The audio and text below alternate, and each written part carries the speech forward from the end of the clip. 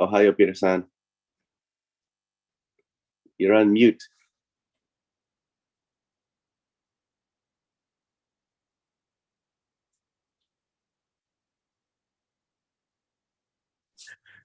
Okay, thank you.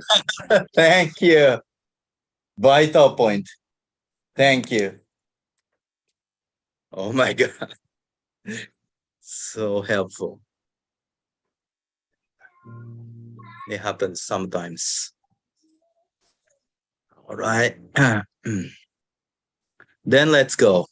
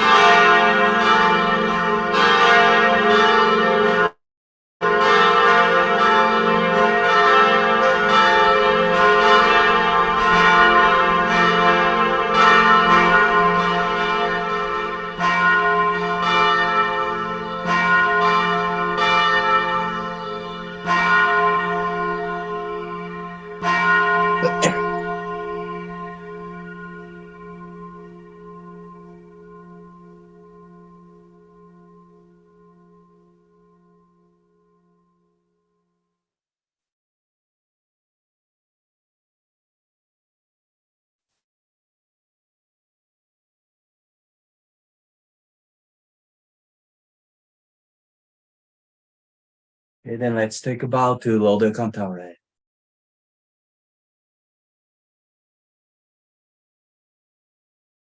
Now we're gonna recite the true words spoken by Buddha together.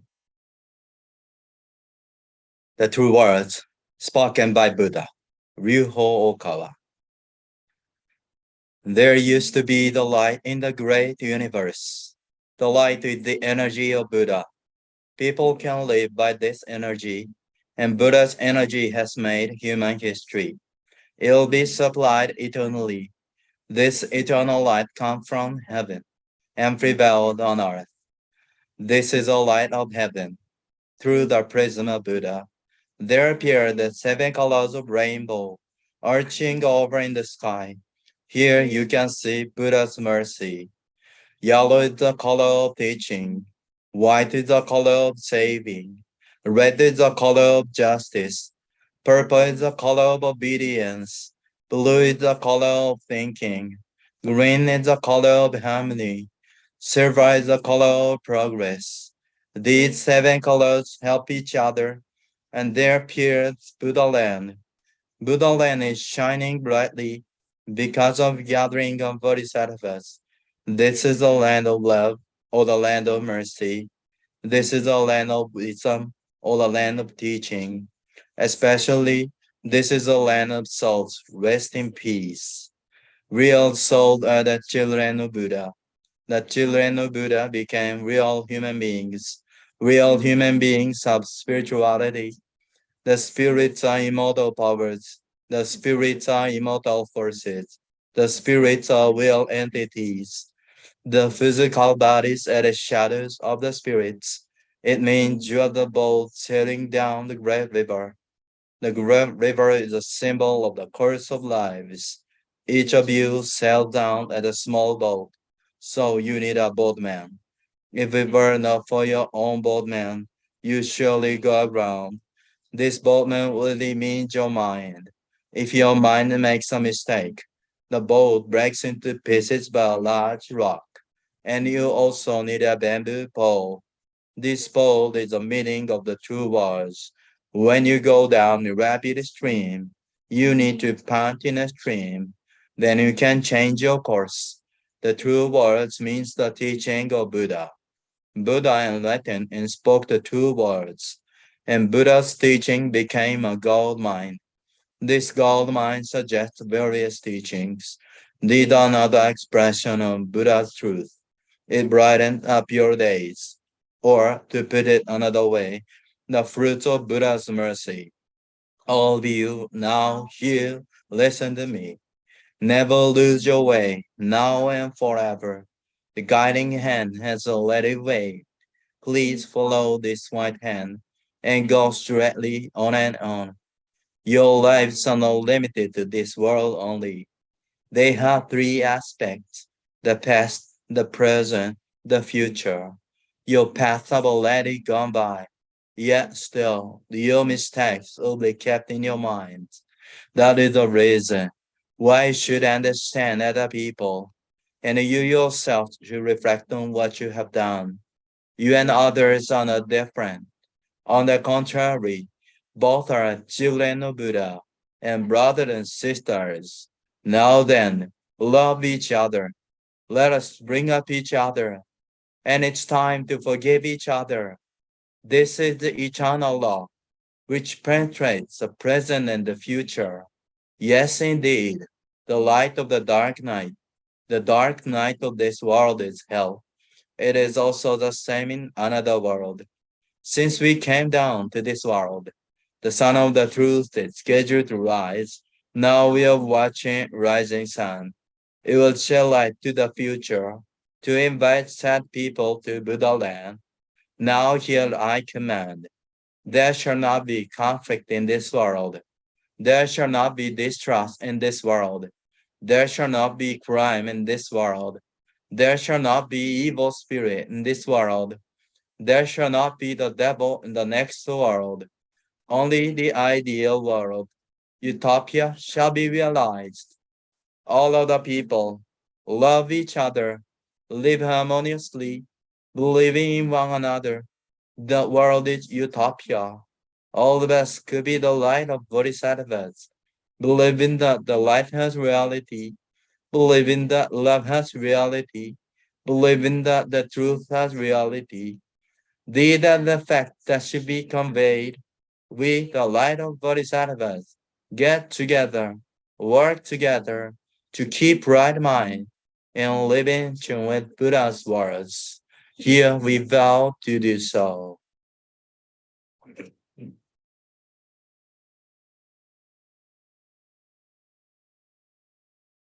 Okay, thank you for attending today's service.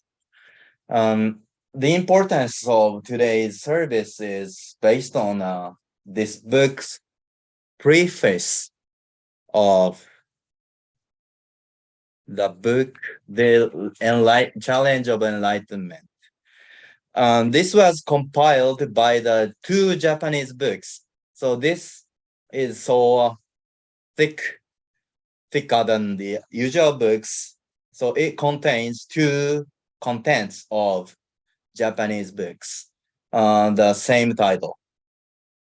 But it's so important to comprehensive this whole chapters at one time, not separately. So we made it one book to understand Buddhism concept, the whole framework of Buddha's way of thinking. Right. So you can see the challenge of enlightenment. No, challenge by enlightenment. No. The challenge of enlightenment. Yeah.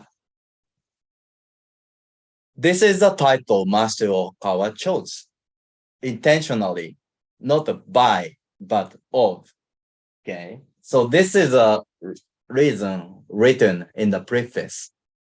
Okay. This book is by no means about the challenge of attaining enlightenment, but rather is an attempt to answer questions about the possibilities the enlightenment represents in today's world.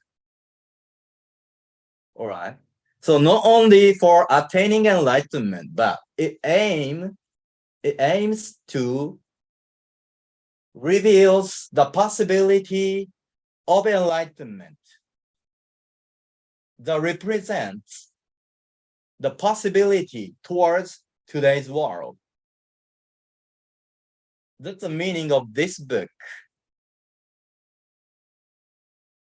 Hence, can Buddha's enlightenment be brought back to life in these times to cast light on the future?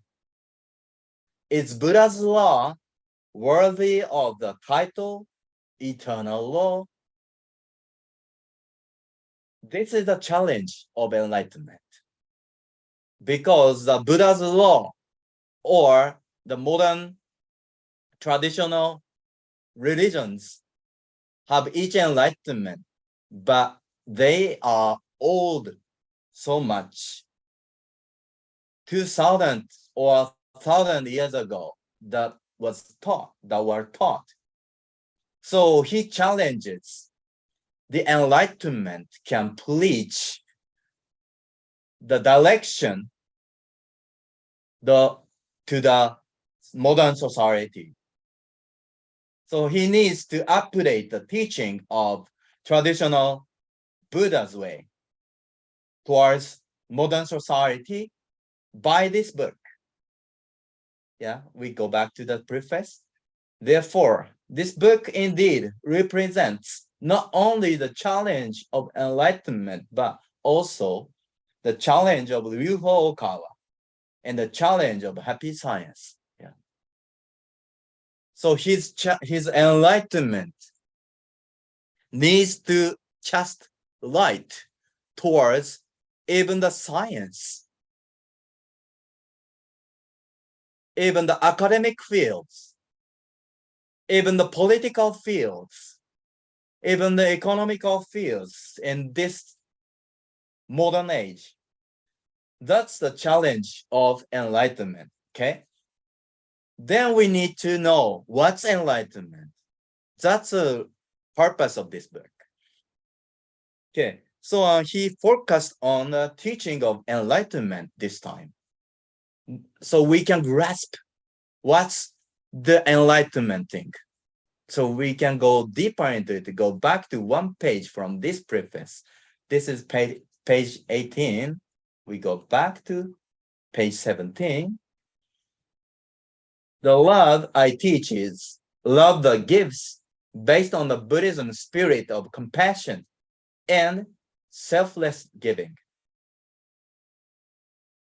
Enlightenment is a manifestation of Buddha nature of each individual. And the different levels of enlightenment correspond to the multidimensional structure of the real world. It means spirit world. 4 to 9-dimensional world correspond to each enlightenment.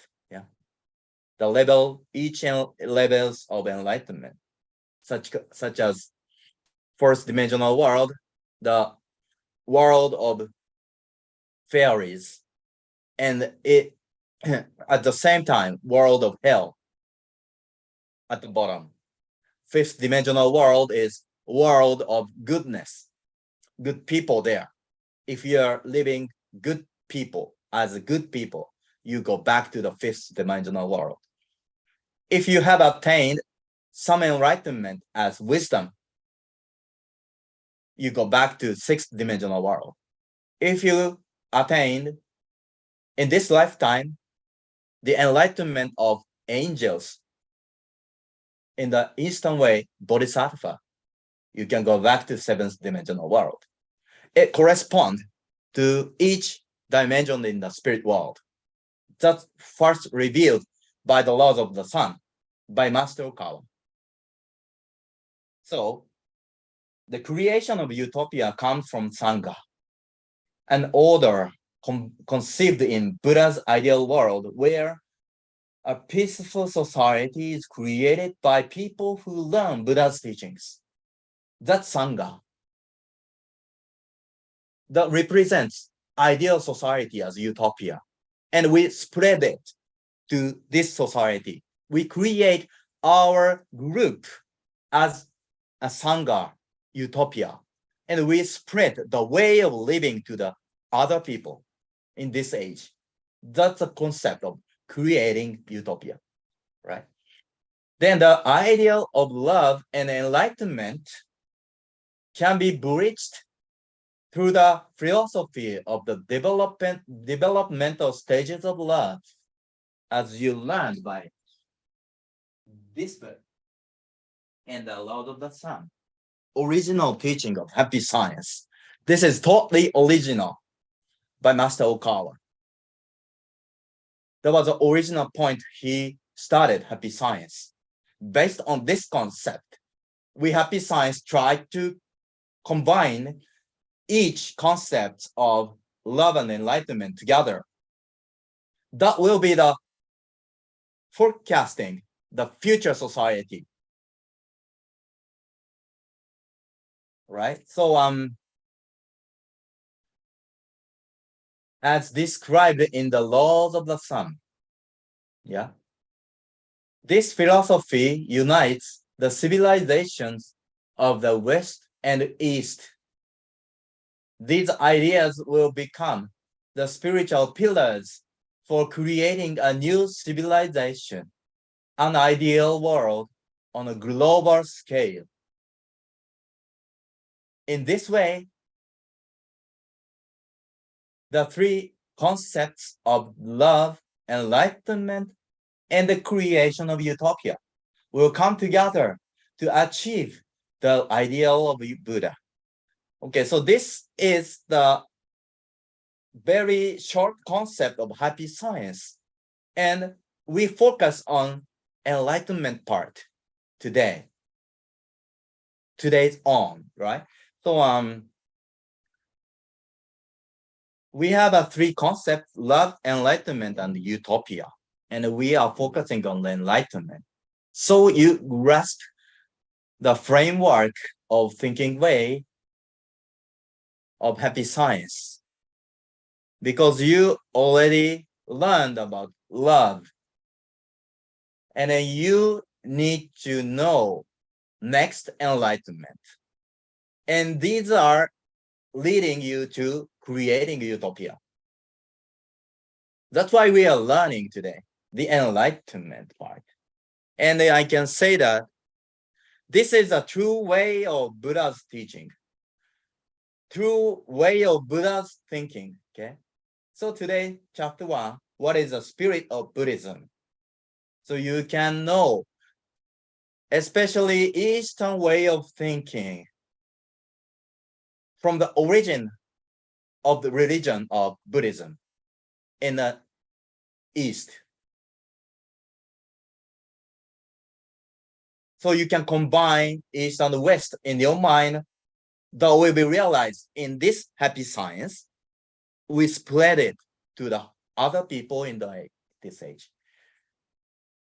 Otherwise, maybe we are driving the car by the only one wheel. So it goes around the same place, okay? You need to know love and enlightenment to create utopia. Love and enlightenment together. And then the car is straightforward, okay? All right, so Buddha's way of thinking, the spirit of Buddhism that we learn today. In short, first, the Dharma will. You need to grasp the concept of the Dharma will. And next will be the middle way. This is a very characteristic of Buddha's way of thinking. There's no way like this in other else, religions. So the third, the Eightfold Path. This is the authentic way of thinking of Buddha. Okay. So we need to comprehend these concepts today, not going deeper into it, but you need to overlook Buddha's way of thinking to practice it from the next chapter, right? So today is the very foundation to grasp and then go deeper into Buddha's way of thinking to understand what's enlightenment. The other side of the wheels of the car besides love, okay? All right, so on page 22, what is the Dharma wheel? Dharma, the wheel like this is a symbol of Buddha conveying the Dharma or the law. It implies that the true nature of Buddha is not that of a human being living in a physical body, but the law itself. And moreover, the act of teaching the law itself is the true nature of Buddha. All right. So this is a difficult point to grasp for Western people. You can see Master Okawa as a human being, but at the same time, you need to look at him as the law itself. That's represented by the Dharma wheel, like here. Yeah. So you are required to look up Master as law itself, universal law, not a human. This is teaching the way. Okay. So in another way, you can read the Bible in a John. In the beginning was Word, right?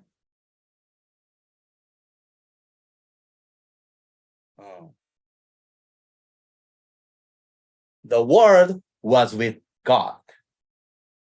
The Word was God in the Bible. It's the same way, very same way, like John wrote. Yeah. So the Word is God. Word, the law is Buddha. So not looking at his figure, but his word itself is Buddha himself, right? Then we don't disrespect these teachings, yeah? Because if you disrespect these teachings, you disrespect God. So that's poetry one. And we are Sangha. That we as disciples, devotees, are required to promise devotion to the three treasures. That is Buddha, Dharma, and Sangha. So Sangha is a vehicle of our ideals of love and enlightenment and utopia. So that shouldn't be disrespected. Okay. So that's all one to turn the Dharma wheel to spread happiness to the world. That's a starting point, our devotion. Right. So this is very fundamental. We need to know. Okay. So word, the law, or teaching itself is Buddha or God. That's a fundamental thing of all world religions. Okay. And looking back, this is a excerpt of the chapter 1. I feel the words of the Spirit were completely true. At times, I worried about what to do as I thought my own power was not enough, but such worries were groundless. I am now convinced that once the wheel of Dharma begins to turn, it gradually and naturally gathers momentum. So the picture above was the starting point of Happy Science November 23rd in Tokyo, where Master preached the first law. 87 people gathered. That's a starting point. And now, about 35 years later, we have the organization globally that's turned by only one lecture. Back then, 87 people in front of him. Yeah. And this Hawaii Shoja, this Hawaii temple is the next first turning the Dharma wheel overseas. Yeah. This here is the starting point. Yeah. And then we are struggling to spread this truth that is against to the commonly accepted knowledge based on the academic studies, mass medias, and the government right now.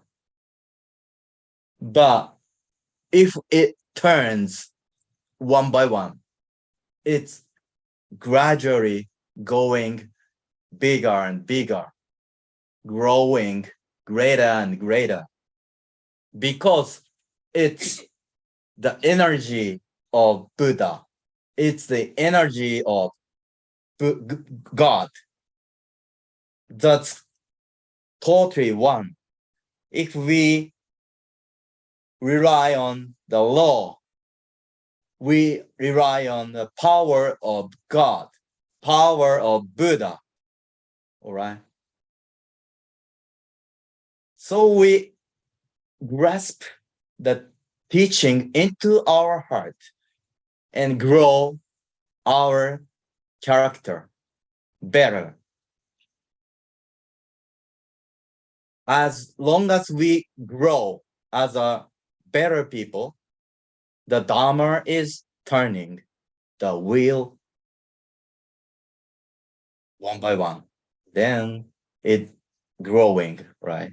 So, like Master Okawa did, we wholeheartedly rely on the teaching and believe in himself, Buddha or God, and practice it. That's the only way to spread this truth. And the result will be our character improved. The people know it through our changing characters. That's the way the Dharma wheel turns.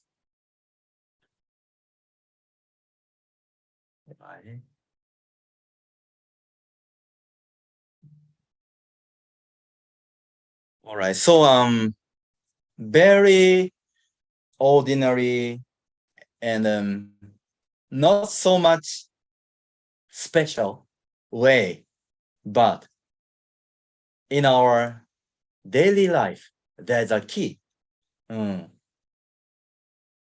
But there are misunderstandings in the religions. To attain enlightenment is to have a specific posture to meditate, or to be a Superman, or to be to have a supernatural power sometimes, yeah, in religions, but it's misunderstandings. Yeah, this is today's concept, the middle way, the next one. All right. In the book, he said, At that time means Buddha's time, 2,600 years ago. It was generally believed that attaining enlightenment was synonymous with acquiring supernatural powers through superhuman training. This is a statue of Buddha. Buddha's asceticism, right? So he was like this, born the skins only when he disciplined himself to very strict way before he got enlightenment. But he understood that's not the true way. Then, however, Gautama thought that the true meaning of enlightenment was to attain wisdom while living an ordinary human life. He pursued this wisdom intently. All right, so this is from chapter 2, the middle way between pain and pleasure. Yeah, if you are a religious seeker, you tend to do some stricter thing than the usual people because you seek the truth. So you are very strict to discipline yourself. But at last, it fails because you go wrong to the middle way.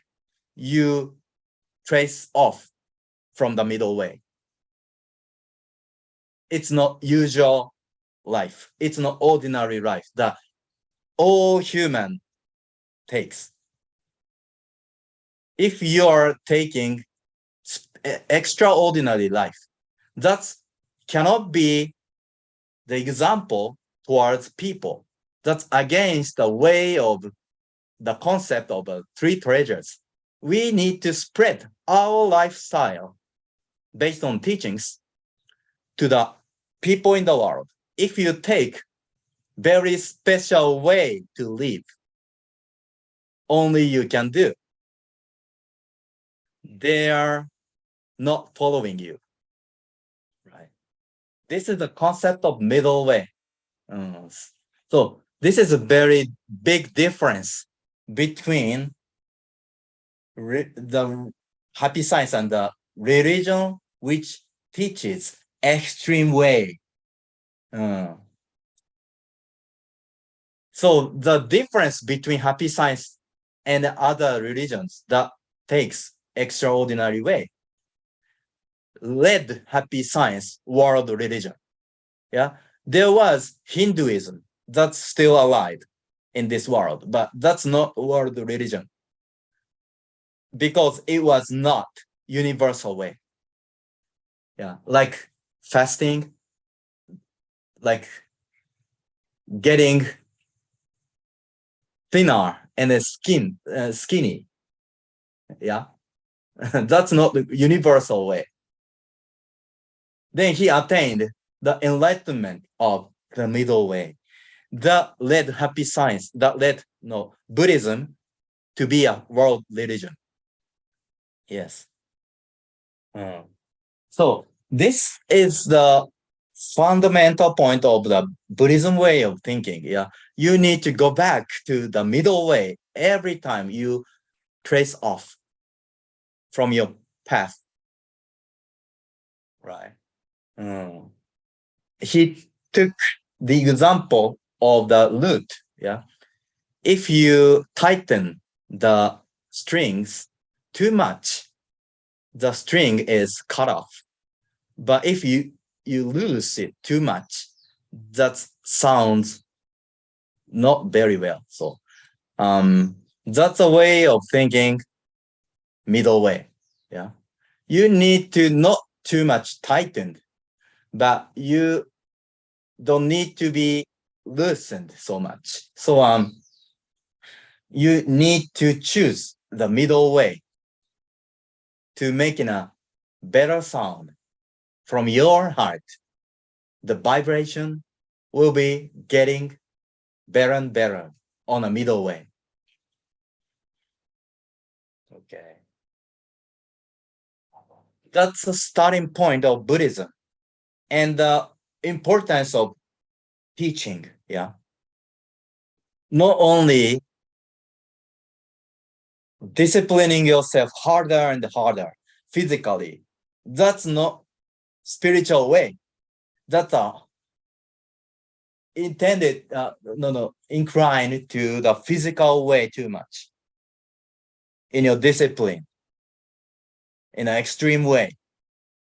But if we rely on the teaching itself, we can choose the middle way. Yeah.